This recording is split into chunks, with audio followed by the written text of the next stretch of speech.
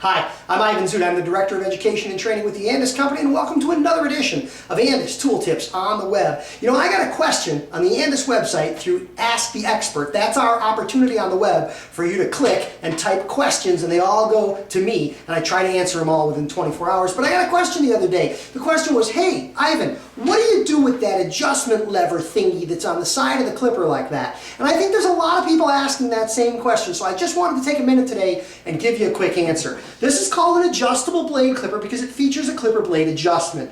You can put it all the way up in what we call the close closed or 000 position. Now that 000 naming, that's old. That's from way back when clippers were squeezy clippers instead of plug-in clippers. But that's that close closed or 000 position. That takes the most amount of hair off or leaves the least amount of hair behind on the head. When you push that all the way down, it's what we call the open or the #1 position on most adjustable blade clippers. Because when you look at the blade, we'll zoom in there, the blade is thinner at the tip than it is further back. There's a ramping or an angle there. What that means is when we open that blade all the way up to the #1 position, we're cutting at a thicker point of the blade. That's going to leave more hair behind on the head or cut less hair off. But obviously we're not so concerned with the hair that we're cutting off. We want to focus on what's staying behind on the head. So 000 close or closed, open #1, cuts hair the shortest, leaves hair a little longer. And because it's a friction adjustment, it doesn't click, it smoothly moves, you can cut any length in between. This is for fine tapering. As you're moving through the bottom edge of the haircut, through the sideburns or temple area, it lets you cut longer and shorter lengths by not only mastering that rocking motion,